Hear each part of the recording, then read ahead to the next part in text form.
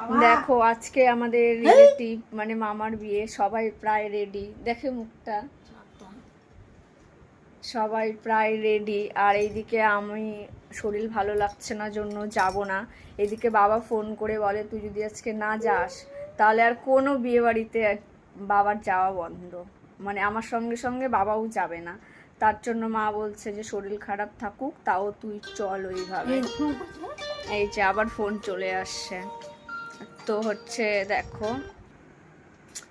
দেখো চিৎকার চেঁচামেচি শুরু হয়ে গেছে।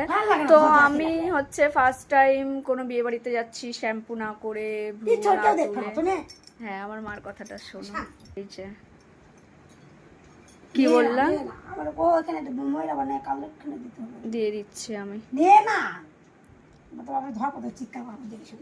দেখো কি বলে,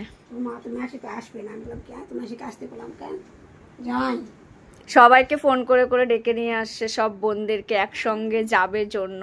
আর এইদিকে সবাই চলে গেছে, মাও রেডি হয়ে বসে আছে, শুধুমাত্র আমি একমাত্র সমস্যা এদের। যাচ্ছে এই যে। আর এই যে দেখো আমার মাকে কেমন লাগছে একটু জানিও, দেখি মুখটা কমেন্ট বক্সে জানাও কেমন লাগছে। উনি ঠিকঠাক ভাবে তাকাই না, এই যে। ঠিক আছে, এদের এত অত্যাচার সহ্য করতে না পেরে আমি এখন যাচ্ছি।